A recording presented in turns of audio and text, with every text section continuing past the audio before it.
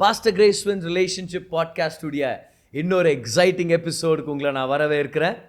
இந்த மினிஸ்ட்ரியில் திருமணத்துக்கு முன்பதாக எப்படி ஆரோக்கியமான தனிநபராக வாழ்வது, எப்படி திருமண துணையை தெரிந்து கொண்டு திருமணம் பண்ணிக்கிறது, திருமணத்துக்கு அப்புறம் எப்படி வெற்றிகரமான ஒரு உறவை வளர்த்துக்கிறதுன்னு சொல்லி வேதத்தில் நம்ம கற்றுக்கிட்டு வந்துட்டுருக்குறோம்.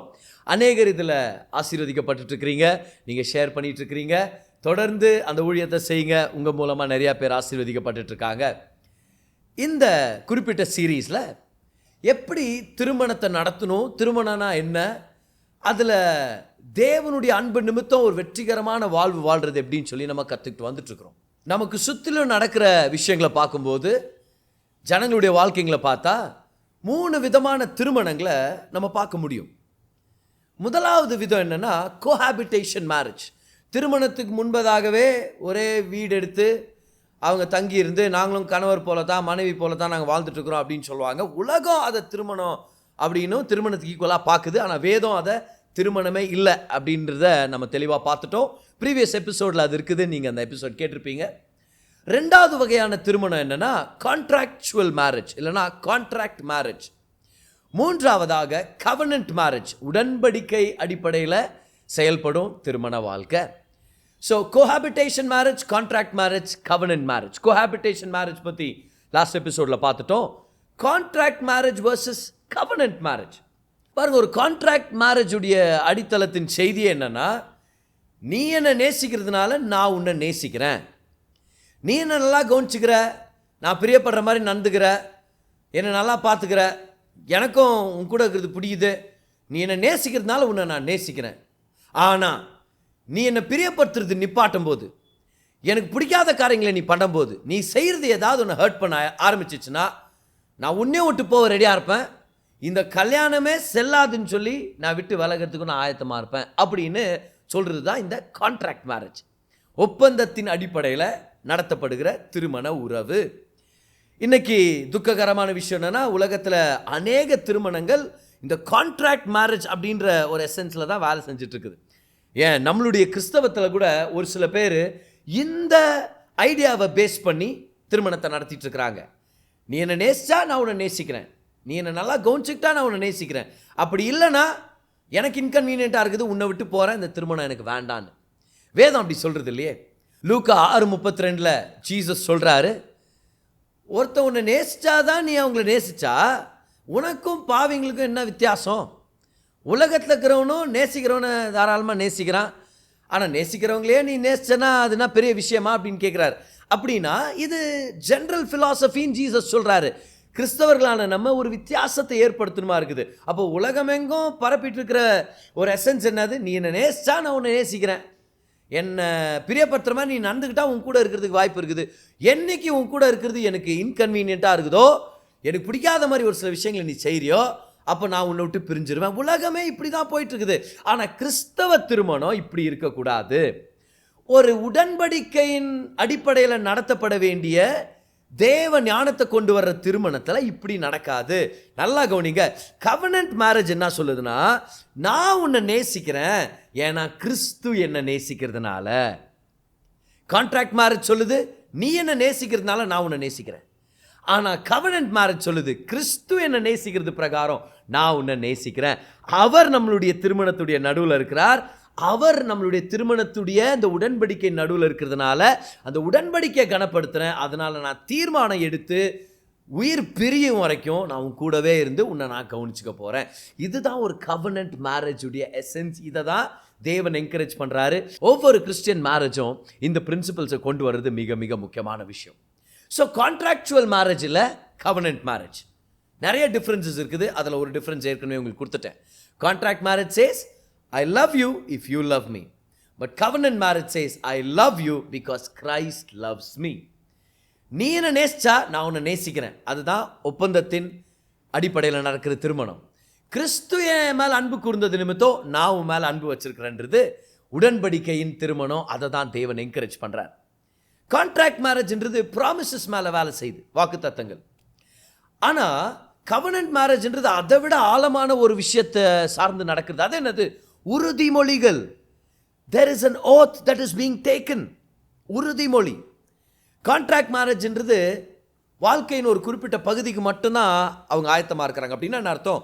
கொஞ்சம் எனக்கு சௌகரியம் இல்லாமல் போயிடுச்சுன்னா நம்மளுடைய உறவு உன்னை விட்டு நான் போயிடுவேன், நான் உன்னை டைவர்ஸ் பண்ணிவிடுவேன், உன்னை விட்டு பிரிஞ்சிருவேன் அப்படின்வாங்க. ஆனால் கவனன்ட் மேரேஜ்ன்றது வாழ்க்கை முழுவதும், it's your whole life, it involves all your life. Contract மேரேஜுக்கு ஒரு எக்ஸ்பைரி டேட் இருக்குது, ஆனால் கவனன்ட் மேரேஜுக்கு எக்ஸ்பைரி டேட் இல்லை. மரணம் பிரிக்கும் மட்டும் இந்த பூலோகத்தில் அந்த உடன்படிக்கை வேலை செய்யுது. கான்ட்ராக்ட் மேரேஜ் அப்படின்றது இங்கை பயன்படுத்தி எழுதப்பட்டது, ஆனால் ஒரு உடன்படிக்கையின் திருமணம் அப்படின்றது ரத்தத்தினால் எழுதப்பட்டது. அவங்களுடைய முழு ஆவி ஆத்மா சரீரத்தை அர்ப்பணித்து கொண்டு வர்ற ஒரு உடன்படிக்கையாக இருக்குது. கான்ட்ராக்ட் அப்படின்றது நீதிமன்றங்களால் கொண்டு வரப்படுறது, ஆனால் கவனன்ட் மேரேஜ் அப்படின்றது கேரக்டரால் நடத்தப்படுறது, ஒரு மனுஷனுடைய குணத்தினால நடத்தப்படுறது. கான்ட்ராக்டில் உங்களுடைய பேர் மென்ஷன் ஆகுது, ஆனால் கவனன்ட்டில் உங்களுடைய இருதயம் கனெக்டடாக இருக்குது. கான்ட்ராக்ட் பொறுத்த வரைக்கும் உன்னுடைய பாவத்தை பார்த்து உன் நல்ல குணத்தை பார்த்து உன் கூட வாழ போகிறேன் அப்படின்னு சொல்கிறது. ஆனால் உடன்படிக்கை பொறுத்த வரைக்கும் தேவன் எப்படிப்பட்டவரோ எனக்கு அதுக்கு ரெஸ்பாண்ட் பண்ணி நான் வாழ போகிறேன். Contract marriage says, I live in response to your good or bad deeds. But covenant marriage says, I live in response to God and His grace and wisdom in my life. அப்போ தேவனுடைய பிள்ளை ஒரு contractual marriage ரிலேஷன்ஷிப்குள்ளே போகணுன்றது கர்த்தருடைய விருப்பம் இல்லை. ஒரு covenant paste ரிலேஷன்ஷிப்குள்ளே வரணும், covenant paste மேரேஜ்குள்ளே வரணுன்றது தான் தேவனுடைய சித்தமாக இருக்குது. இப்போது நான் சொன்ன இந்த நிறைய வித்தியாசங்கள் மத்தியில் ஒரு குறிப்பிட்ட எசன்ஸ் ஸ்ட்ராங்காக வெளிப்படுறதை நம்ம பார்க்க முடியுது. அது என்னென்னா, கான்ட்ராக்ட் மேரேஜ் பொறுத்த வரைக்கும் என்னுடைய மகிழ்ச்சியை பொறுத்தது அப்படின்னு சொல்கிறார் அந்த நபர். ஆனால் கவனன்ட் மேரேஜை பொறுத்த வரைக்கும் பார், இது என்னுடைய மகிழ்ச்சியை பொறுத்தது இல்லை. This is not based on my happiness, this is based on a covenant, this is based on the purposes of God. தேவன் அவருடைய திட்டங்கள், அவர் முன்னாடி கொடுத்த உறுதிமொழி, அவருடைய பிரசனம், அவருடைய கிருபை, அவருடைய அன்பு எல்லாமே அவரை நடுவில் கொண்டு வந்து நடப்பிக்கிற ஒரு விஷயமா இருக்குது. அப்போ இந்த உலகத்துடைய திருமணங்களுடைய அஸ்திபாரம் என்ன தெரியுமா? நான் சந்தோஷமாக இருக்கணும், என்னை விட்டுருங்க அப்படின்றாங்க. இப்போ பாருங்கள், ஜென்ரலாக என்ன நடக்குது திருமணம் அப்படின்னும் போது, இந்த உலகத்தில் 2 பேர் காதலில் விழுந்தேன் அப்படின்னு சொல்லிட்டு அவங்க திருமணம் பண்ணிக்கிறாங்க. அப்போது அவங்க காதல்லேருந்து வெளியே விழுறதுக்கும் எல்லாம் வாய்ப்பு இருக்குது. அது எப்போ நடக்கும் தெரியுமா? அவங்களுக்கு இன்கன்வீனியன்ட் ஆகிற மாதிரி ஏதாவது வரும்போது, ஏதாவது டிஸ்ட்ராக்ஷன் வரும்போது, வேலையில் ஜாயின் ஆகி வேலையில் ப்ரெஷர் அதிகம், அதுக்கப்புறம் ஏதாவது ஒரு சில பண நெருக்கடிகள் வரும், அதுக்கப்புறம் உறவுகள் நிமித்தம் ஏதாவது ஒரு சில கன்ஃபியூஷன்ஸ் வரும், மாமியார் நாத்தனார் குழந்தைனார் இந்த மாதிரி ஏதாவது ஒரு சின்ன சின்ன சண்டை சச்சரவுங்க வரும். அப்புறம் பார்த்திங்கன்னா ஒரு அஃபெக்ஷன் இல்லாத ஒரு சூழ்நிலை வரும் தெரியுமா? அப்போ என்ன யோசிக்கிறாங்கன்னா, நமக்கு ஒருத்தர் மேலே நம்மளுக்கு நேசம் இல்லை, நம்மளுக்கு ஒரு விதமான ஈர்ப்பு இல்லை, ஒரு அட்ராக்ஷன் இல்லை, முதல்ல இருந்த பேஷன், ஒரு விருப்பம் எனக்கு மேலே இல்லை. அதனால் இந்த அன்பிளசன்ட் சர்க்கம்ஸ்டான்சஸ் நிமித்தம், இந்த துரதிர்ஷ்ட விதமான சூழ்நிலைகள் நிமித்தம் நாம் வெவ்வேறு பாதைகளில் நம்ம பிரிஞ்சு போகிறது தான் நல்லது, வா நம்ம டைவர்ஸ் பண்ணலாம் அப்படின்ற பேச்ச ஆரம்பிச்சிடுறாங்க. இதுதான் உலகத்துடைய ஃபிலாசபி. என்னது அது? நீ மகிழ்ச்சியாக இருக்கிறியா? ஓகே, அப்போது கண்டினியூ பண்ணு. மகிழ்ச்சி இல்லையா உனக்கு? யோசிச்சு பாரு, இந்த கல்யாணம் உன்னோடு தான் அப்படின்றாங்க. அப்போ உலகத்துடைய ஃபிலாசபி பொறுத்த வரைக்கும் கல்யாணம் பண்ணிக்கிறதே மகிழ்ச்சிக்காக. இப்போ நான் கல்யாணம் பண்ணிக்கிட்டா உன் மகிழ்ச்சி போயிடும் அப்படின்னு பேச வரல. திருமணம் பண்ணிக்கிட்டா நீ எல்லாம் சந்தோஷமாகவே இருக்க முடியாது, உனக்கு சந்தோஷம் தவிர வேறு எல்லா தோஷமும் வரும் அப்படின்னு சொல்ல நான் வரல. திருமணம்ன்றது தேவன் மனுஷனுக்கு ஏற்படுத்தின ஒரு ஆசீர்வாதமான ஒரு நிறுவனம். அதை தேவன் நிறுவி இருக்கிறாரு, தேவன் அதை நன்மைக்காக நிறுவி இருக்கிறார், அதில் எந்தவித சந்தேகமும் இல்லை. ஆனால் நான் சந்தோஷமாக இருக்கணுன்றதுக்காக தான் கல்யாணம் பண்ண அப்படின்னு நீங்கள் சொன்னீங்கன்னா, நீங்கள் டிஸப்பாயிண்ட் ஆகிறதுக்கு பல வாய்ப்புகளை திருமண வாழ்க்கை கொண்டு வரும், 100% கொண்டு வரும். If your only reason to get married is to be happy, you will have a lot of opportunities to get disappointed in life and in your life partner. சந்தோஷமாக இருக்கிறதுக்காக கல்யாணம் பண்ணிக்கணும் அப்படின்றது உலகத்துடைய ஃபிலாசபி. தேவனுடைய ஃபிலாசபி மேன்மையானது, இதை விட பெட்டரானதுன்னு தான் நான் சொல்ல வரேன். நான் சந்தோஷம் இருக்குது, மகிழ்ச்சி இருக்குது, ஆனால் சந்தோஷமா இல்லைன்னா அந்த கல்யாணத்தை விட்டு வெளியேவான்னு உலகம் சொல்லுது. ஆனால் தேவன் சொல்கிறார், சந்தோஷமா இல்லையா, அப்போ உன் கேரக்டரை மாற்றிக்க, நீ ஏதாவது திருத்திக்கணுமா பாரு, நீ ஏதாவது மாற்றிக்கணுமா பாரு, என் ஞானத்தை பயன்படுத்தி என் அன்பை கொண்டு வா. சந்தோஷம் இல்லைன்றதுக்காக அந்த வாழ்க்கை துணியை விட்டு நீ போ தேவையில்லை.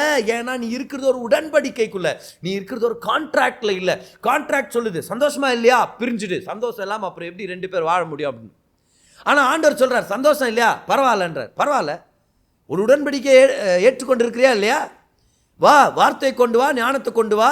ஏன் சந்தோஷம் இல்லைன்னு கர்த்தர் கேட்க வைக்கிறார் அந்த இடத்துல. ஏன் சந்தோஷம் இல்லை? உன் கேரக்டரில் பிரச்சனை இருக்குதா?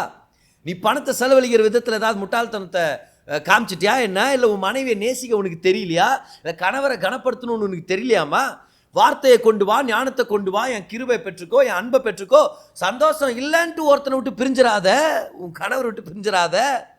வார்த்தையும் கர்த்தருடைய கிருபை கொண்டு வந்து உன் கேரக்டர் தான் மாற்றப்படணுமா அப்படின்னு தெரிஞ்சுக்கிட்டு ஒரு சரண்டரிங் ஆக்டுக்குள்ளவா உன்னை அர்ப்பணி கர்த்தருக்கு. இதுதான் கவர்னன்ட் மேரேஜ் நம்மளை லீட் பண்ணுது. பார், கான்ட்ராக்ட் மேரேஜ் ரொம்ப பேசிக்கான நம்ம சொல்லு, சந்தோஷம் இல்லையா, விட்டு போ, பரவாயில்ல, சந்தோஷம் இல்லாமல் ஏன் 2 பேரும் ஒன்றா வாழ்ந்து நிற்கிறீங்க. ஆனால் உடன்படிக்கையின் திருமணம் சொல்லுது, இது ஒரு உடன்படிக்கை, இதில் தேவன் இருக்கிறார், அவருடைய வார்த்தைக்குள்ளவா நீ ஏன் சந்தோஷமா இல்லை? நிறைய சண்டை சச்சரவுகள் வருதா, டிஸ்அக்ரிமெண்ட் வருதா? அப்போ ஒருவேளை இந்த திருமணத்தில் சந்தோஷம் தான் அல்டிமேட் கோல் அப்படின்னு நீங்கள் வச்சு வாழாம கர்த்தருடைய நோக்கங்களுக்கு ஏதுவாக நான் என்ன மாற்றப்படணுமோ அதுக்கு நான் அர்ப்பணிக்கிறேன் அப்படின்னு வந்தனா நீ உண்மையான சந்தோஷத்தை அனுபவிக்க முடியும். இதை தான் கர்த்தர் நமக்கு போதிக்கிறார். இப்போ உலகத்துடைய கலாச்சாரம் சொல்லுது சந்தோஷம்தான் வாழ்க்கையின் முக்கியமான குறிக்கோள். ஆனால் ஆண்டவர் சொல்கிறார், இல்லை, தேவன் தான் வாழ்க்கையின் முக்கியமான குறிக்கோள். தேவனுடைய நோக்கங்களை நிறைவேற்றுறது தான் வாழ்க்கையுடைய மிக முக்கியமான குறிக்கோள். அப்போ நீங்கள் சந்தோஷத்துக்காக திருமணம் பண்ணிக்கிட்டீங்கன்னா you will be very disappointed, but you are seriously mistaken. நல்லா கவனிங்க, திருமணத்தில் சந்தோஷம் இருக்குது, கர்த்தர் சந்தோஷத்தால் நிரப்புவார், மகிழ்ச்சினால் நிரப்புவார். ஆனால் அது மெயின் கோல் இல்லை. மெயின் கோல் என்னன்னா, கர்த்தர் இருவரையும் அவருடைய ஞானத்தின் அடிப்படையில் ஒன்று சேர்த்து அவருடைய கிருபையை கொடுத்து அவங்க 2 பேரும் பெட்டர் ஆக்குறார். இந்த விஷயத்தை ஞாபகம் வச்சுங்க. Marriage will first reveal the holes in your character before making you whole. உங்க குணத்தில் இருக்கிற ஓட்ட ஒடிசல்களை ஃபஸ்ட்டு வெளிப்படுத்தும் திருமணம். அதுக்கப்புறம் தான் உங்கள் வாழ்க்கையை மேம்படுத்தி அதை நிறைவாக்குறதுக்கான ஒரு வழியை அந்த திருமணத்தில் நீங்கள் பார்க்க முடியும். இன்னொரு ஸ்டேட்மெண்ட்டை நான் உங்களுக்கு சொல்லணும்னு விருப்பப்படுறேன். Your covenant marriage will first make you better and then your life better. உடன்படிக்கையின் திருமணங்கள் முதல் உங்களை சீர்படுத்தும், அதுக்கப்புறம் தான் உங்கள் சூழ்நிலைகளை சீர்படுத்தி உங்கள் வாழ்க்கையவே சீர்படுத்தும். It makes you better before making your life better. இதை புரிஞ்சுக்காதவங்க என்ன பண்ணுறாங்க, சின்ன ஃப்ரிக்ஷன் வந்த உடனே இன்னும் ஆதியில் பார்த்த சந்தோஷத்தை பார்க்க முடியலையே, நிறைய சண்டை வந்துட்டு இருக்குதே அப்படின்னு என்ன பண்ணிடுறாங்க, இம்மீடியட்டாக வாழ்க்கை துணையை மாற்றணும்னு நினைக்கிறாங்க. கவனிங்க, பிரச்சனைக்கு தீர்வை கொண்டு வாங்க, துணையை மாற்றணும்னு போகாதீங்க. ஏன்னா கர்த்தர் உங்கள் துணையை கொண்டு தான் உங்கள் கேரக்டரில் இருக்கிற ஒரு சில பிரச்சனைகளை வெளிப்படுத்திட்டு இருக்கிறார். கர்த்தர் உங்களுடைய வாழ்க்கையின் துணையை மூலமாக உங்களுக்கு இருக்கிற கோபத்தின் பிரச்சனைகள், அப்புறம் இர்ரெஸ்பான்சிபிலிட்டி அப்படின்ற அந்த ஒரு சில இஷ்யூஸு, அடிக்ஷன்ஸு, இந்த கம்ப்ளைனிங் குணம், இந்த சுயநலம், இது எல்லாத்தையும் வெளிப்படுத்திட்டு இருக்கிறார். Your marriage is actually revealing the holes in your character. So you have 2 options now. உலகத்தை பொறுத்த வரைக்கும் இம்மீடியட்டாக அந்த கல்யாணத்தை விட்டு போ, இன்னொருத்தரை டேட் பண்ணி வேற ஒருத்தரை கல்யாணம் பண்ணிக்க. ஆனால் ஆண்டவர் சொல்கிறார், பார், வாழ்க்கை துணையை மாற்றிக்க போகாத, உன்னை நீ மாற்றிக்கிறதுக்கு வழி கொடு. நான் உன்னை மாற்ற வல்லவராக இருக்கிறேன், நான் உன்னை மாற்ற சித்தமுள்ளவராக இருக்கிறேன். உலகம் சொல்லுது, பிரச்சனை வந்துருச்சா, நிறைய நெருக்கடி வந்துருச்சா, உன்னால் சந்தோஷமாக இருக்க முடியலையா, இம்மீடியட்டாக உன் பொண்டாட்டியை மாற்றிடு, உன் கணவரை மாற்றிடு, அவனை கட்டிக்கிட்டு பதில் நீ போயிட்டு வேற எவனாவது கட்டிக்கலாம், இல்லை விட்டுறவனை. இதான் உலகம் சொல்லி கொடுக்குது. ஆனால் தேவன் சொல்கிறார், பார், இது ஒப்பந்தம் இல்லை, உடன்படிக்கை. உனக்கு பிரச்சனைங்க அதிகமாகுதா, ஃப்ரிக்ஷன் அதிகமாகுதா, ஹீட்டட் ஆர்குமெண்ட்ஸ் இருக்கா, நிறைய சண்டைகள், நிறைய விஷயங்கள். ஆண்டவர் கேட்குறாரு, ஏன் அது அப்படி வருது? ஞானத்தில் குறைவாக இருக்கிறியா, இல்லை உன்னுடைய சுயநலம் இந்த பிரச்சனைகளை கொண்டு வந்துட்டு இருக்குதா? நீ பட்டுன்னு கோவப்பட்டுறியா, இல்லை ஓவராக கோச்சுக்குன்னு புருஷங்கிட்ட 4-5 நாள் பேசாமல் இருந்துக்குன்னு சாப்பாடு செய்யாமல் யாரையும் கவனிக்காமல் ஒருவேளை உடனே நீ குற்றப்படுத்திக்கிட்டு இல்லை இன்னொருத்தரை குற்றப்படுத்திட்டே வாழ்ந்துட்டு இருக்கிறியா? கர்த்தர் சொல்கிறார், பார், கான்ட்ராக்ட் மேரேஜ்னா நீ விட்டுட்டு போயிடலாம். ஆனால் இது கவர்னன்ட் மேரேஜ், எனக்கு இடம் கொடு, நான் இந்த கவர்னன்ட்டில் இருக்கிறேன், நான் உன் கூட இருக்கிறேன், என் வார்த்தைக்கு இடம் கொடு, உன்னை மாற்றுறதுக்கு எனக்கு ஒரு வாய்ப்பை ஏற்படுத்தி கொடு. ஏன்னா திருமணத்தில் தேவன் நம்மளுடைய வாழ்க்கையை மாற்றுறதை விட நம்மளை மாற்றணும்னு சொல்லி ரொம்ப விருப்பப்படுறாரு. எப்போ நம்ம மாறுறோமோ நம்ம வாழ்க்கையை மாற்றும்படி அந்த தெம்பும் அந்த தயவும் நமக்குள்ளவே கர்த்தர் கொண்டு வர்றார். அப்போ ஞாபகம் வச்சுங்க, தேவன் நீங்கள் உங்கள் வாழ்க்கை துணைகளை மாற்றிக்கிட்டே போகணும் பிரச்சனை வரும்போதெல்லாம் அப்படின்னு சொல்ல போகிறதே இல்லை. அது வேதத்தில் இல்லை. இந்த பிரச்சனைகள் வரும்போது என் வாழ்க்கை துணைக்காக நான் என்னவாக மாறணும், என் கேரக்டரை வேதத்தின் ஞானத்தின்படி தேவனுடைய நியாயத்தின்படி எந்தெந்த விஷயத்தில் நான் திருத்திக்கணும், தீர்வை கொண்டு வரணும்னு நினைக்கணுமே தவிர்த்து துணையை தள்ளி விடணும்னு நம்ம நினைக்கக்கூடாது. தேவன் என்ன மாற்றட்டும் அப்படின்னு வழியை திறந்து கொடுக்கணுமே தவிர்த்து வாசலை திறந்து போயிடு வீட்டை விட்டு நீ உன்னால தான் என் வாழ்க்கையில் சந்தோஷமே இல்லை அப்படின்னு ஒரு பிரிவினைக்காக வேலை செஞ்சிடக்கூடாது. நான் சொல்கிறேனே, உடன்படிக்கையின் திருமணம் வரும்போது ஒரு சில ஹீட்டட் டிஸ்கஷன்ஸ், ஹெல்தியான விஷயங்கள் தான் சொல்கிறேன். சில டைம் குழப்பங்கள் வரும், ரொம்ப டஃப்பான விஷயங்களை நீங்கள் பேசணுமா இருக்கும், காம்ப்ளிகேட்டட் விஷயங்களை நீங்கள் பேசணுமா இருக்கும். சில நேரம் சத்தம் அதிகமாகும், மனைவியோட சத்தம் அதிகமாகும், இல்லை கணவருடைய சத்தம் அதிகமாகும். இப்போ by any means verbal abuse, physical abuse, violence, இது எல்லாமே தவறானது. தேவனும் அதுக்கு சப்போர்ட் பண்ணுறதில்ல, நம்மளும் அதுக்கு சப்போர்ட் பண்ண போகிறதில்ல. ஆனால் சில டிஸ்கஷன்ஸ் ஹீட்டடாக இருக்கும்போது, சில ஆர்குமெண்ட்ஸ் அதிகமாகும் போது, சில டைம் சண்டை போடுற அளவுக்கு ஒரு சுச்சுவேஷன் வந்தால் கூட அதை அனாரோக்கியமான விஷயம்னு சொல்லி இம்மீடியட்டாக பிரிஞ்சிடணும்னு போயிடாதீங்க. இந்த சண்டைகள் மத்தியில், இந்த குழப்பங்கள் மத்தியில், இந்த டிஸ்அக்ரிமெண்ட்ஸ் மத்தியில் தேவன் உங்கள் கேரக்டரில் இருக்கிற பிரச்சனையை வெளிப்படுத்திட்டு இருக்கிறாருன்னா அதுக்கு ஓப்பன் அப் பண்ணுங்க, தாழ்த்திக்குங்க. ஆவியானவரே என்னை மாற்றுங்கன்னு சொல்லி உங்களை அர்ப்பணிக்கிறதுக்கு ஒரு நேரத்துக்குள்ளே வாங்க. எப்போ பார்த்தாலும் உங்களுடைய வாழ்க்கை துணையுடைய கம்ப்ளைண்ட்ஸை ஏற்றுக்கொள்ள முடியாத மாதிரியும், அவங்களுடைய வார்த்தைகளை மதிக்காமலும், இல்லை அவங்களுடைய தவறுகளையே நீங்கள் மேக்னிஃபை பண்ணிட்டு போகும்போது அந்த இடத்துல திருமணம் கட்டப்படாது. அது ஒரு கான்ட்ராக்ட் மேரேஜ் மாதிரி போயிடுச்சு. ஏன் கான்ட்ராக்ட் மேரேஜ்னா சொல்லுது, நீ என்ன எப்படி கவனிச்சுக்கிறே அப்படித்தான் நான் உன்னை கவனிச்சுக்குவேன்னுது. ஆனால் உடன்படிக்கையின் திருமணம் என்ன சொல்லு தெரியுமா? கிறிஸ்து என்னை எப்படி கவனிச்சுக்கிறாரோ அப்படி நான் உன்னை கவனிச்சுக்க போகிறேன். அப்போ திருமணம்ன்றது முதலாவது சந்தோஷமாக இருக்கணும் வாழ்க்கையில் அப்படின்றதுக்காக அப்படின்னு சொல்லி நீங்கள் நினச்சிட்டு இருந்தீங்கன்னா இன்றைக்கி அந்த எண்ணத்தை மாற்றிங்க. திருமணம்ன்றது எதுக்காக தெரியுமா? கர்த்தர் இந்த 2 பேருடைய உறவை பயன்படுத்தி உங்களை பெட்டராக்க போகிறார். இந்த கணவன் மனைவி உறவு, இந்த திருமண உடன்படிக்கையில் உங்களை பெட்டர் ஆக்குவார். உங்களுக்குள்ளே இருக்கிற கேரக்டர் ஃபால்ட்ஸை வெளியே கொண்டு வந்து அதை வெளிப்படுத்தி அதை சீர்படுத்துறதுக்கான ஒரு அருமையான வாய்ப்பை ஏற்படுத்தி தருவார். அதனால் நீ என்னை நல்லா கவனிச்சுக்கிட்டா தான் நான் உன்னை கவனிச்சுக்குவேன் அப்படின்ற சிஸ்டம்குள்ளே போயிட்டா அது நம்மளுக்கு எந்த விதத்திலும் யூஸ்ஃபுல்லாக இருக்காது. எபேசியர் 4:32 வசனம் என்ன சொல்லுதுன்னு பாருங்கள். ஒருவருக்கொருவர் தயவாயும் மன உருக்கமாயும் இருந்து கிறிஸ்துவுக்குள் தேவன் உங்களுக்கு மன்னித்தது போல நீங்களும் ஒருவருக்கொருவர் மன்னியுங்கள். கவனிச்சிங்களா? ஒருவருக்கொருவர் தயவாயும் இரக்கமுள்ளவர்களா இருங்கன்றாரு. Be kind to one another, be tender hearted, உருக்கமாக இருங்கன்றார். அப்புறம் சொல்றார் கிறிஸ்து உங்களை மன்னித்தது போல. அப்போ கவனிச்சிங்களா? ரெஃபரன்ஸ் பாயிண்ட் யாரு? கிறிஸ்து. வி பிரிங் காட் இன். பாருங்க, என் வாழ்க்கை துணை என்ன செய்கிறாங்களோ அதுக்கு ரெஸ்பாண்ட் பண்ணி நான் வாழ்ந்தேன்னா என் திருமண வாழ்க்கை ரொம்ப கஷ்டமாக இருக்கும். என் திருமணத்தில் அவங்க செஞ்ச நன்மையும் தீமையும் தான் அப்பப்போ முன்னாடி வந்துட்டு போகும். அவங்களுடைய இம்பர்ஃபெக்ஷன்ஸ் எனக்கு ரொம்ப அதிகமாக தெரிய வர ஆரம்பிச்சிடும். அப்போது என் வாழ்க்கை துணை எனக்கு என்ன செஞ்சாங்கன்னு பார்த்து நான் வாழ்ந்தேன்னா அந்த திருமணம் ஆசீர்வாதமாக இருக்காது, அதில் நிஜமான சந்தோஷத்தை அனுபவிக்க முடியாது. ஆனால் என் திருமணத்தில் கிறிஸ்து எனக்கு என்ன செய்தார், கிறிஸ்து எனக்காக என்ன செஞ்சிருக்கிறார், அவர் என்னை எப்படி நேசிச்சார், அவர் எப்படி அவரையே எனக்காக ஒப்பு கொடுத்தாருன்னு சொல்லி அவர் எனக்கு செஞ்சதுக்கு நான் ரெஸ்பாண்ட் பண்ணிட்டு வாழ்ந்தேன்னா அந்த திருமணத்தில் நிஜமான சந்தோஷத்தை பார்க்க முடியும். என் வாழ்க்கை துணையை மன்னிக்கிறதுக்காகவும் அதே போல் நான் என் வாழ்க்கை துணைக்கிட்ட மன்னிப்பு கேட்கறதுக்கும் ஒரு தாழ்மை அந்த விஷயத்தில் வளருது. என் திருமணம் ஒரு சமாதானத்தின் ஒரு பயணமாகவும் தேவனுடைய நிஜமான சந்தோஷம் நிறைஞ்ச மகிழ்ச்சி நிறைஞ்ச திருமணமாக நடத்துறதுக்கு ஒரு வாய்ப்பு இருக்குது. So instead of doing marriage in response to your spouse, why don't you do marriage in response to Christ? வாழ்க்கை துணை யாரு, எப்படிப்பட்டவங்க, என்ன செஞ்சாங்க அப்படின்ற விஷயங்களுக்கு ரெஸ்பாண்ட் பண்ணி திருமண வாழ்க்கையை நடத்துறதை விட்டுட்டு நீங்கள் ஏன் கிறிஸ்து என்ன செய்தார், அவர் யாரா இருக்கிறார் அப்படின்ற அந்த நிஜத்துக்கு ரெஸ்பாண்ட் பண்ணி திருமண வாழ்க்கையை நடத்தக்கூடாது. அதுதான் ஆசீர்வாதத்தின் வழி. ஆக்சுவலாக அதுதானே திருமணம். ஏன்னா திருமணன்றது 3 நபர்கள் கொண்ட ஒரு உடன்படிக்கை. ஏற்கனவே அதை பற்றி நான் சொல்லியிருக்கிறேன். இதில் 3வது நபர் யார்? கிறிஸ்து.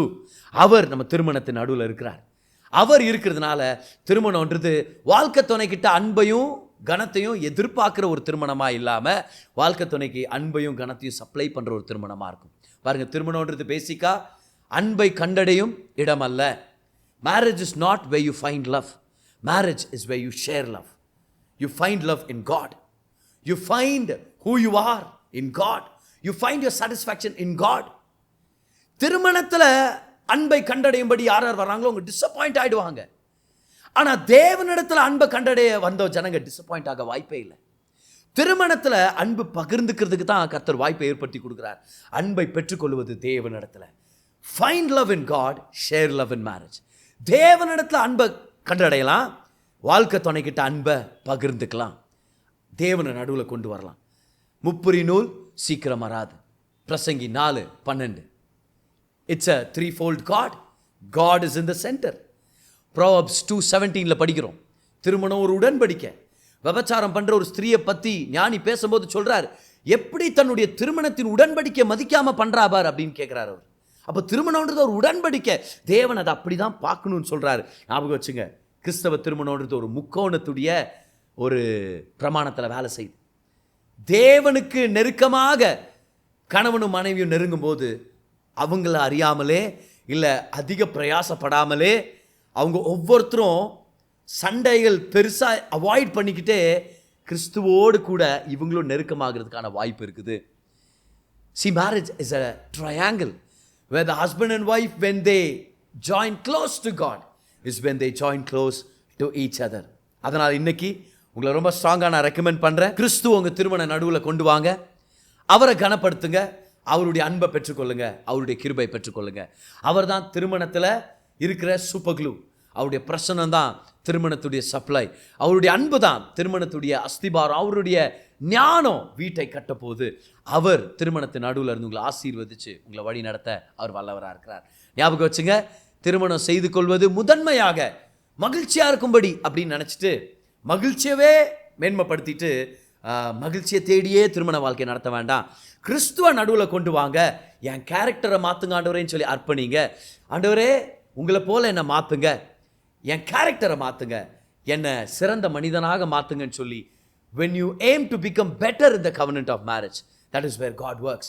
அந்த விஷயத்தில் சமாதானமும் சந்தோஷமும் பெருகும். உங்கள் திருமணம் ஆசீர்வாதமாக இருக்கும், உங்களுக்கு மட்டும் இல்லை, அநேகருக்கு. ஸோ ஞாபகம் வச்சுங்க, திருமணத்தின் நடுவில் கிறிஸ்துவை கொண்டு வாங்க. வாழ்க்கை துணை என்ன செஞ்சாங்கன்றதுக்காக ரெஸ்பாண்ட் பண்ணி திருமணத்தை நடத்தாமல், கிறிஸ்து யார், கிறிஸ்து என்ன செஞ்சு முடிச்சிருக்கிறாருன்றதுக்கு ரெஸ்பாண்ட் பண்ணி திருமணத்தை நடத்துங்க. உங்கள் திருமணம் ஆசீர்வாதமாக இருக்கும். இன்னொரு முக்கியமான ஒரு டீச்சிங்கோட இன்னொரு எபிசோடில் உங்களை சந்திக்கிறேன். அது வரைக்கும் ஞாபகம் வச்சுங்க, let Christ be the center of your marriage.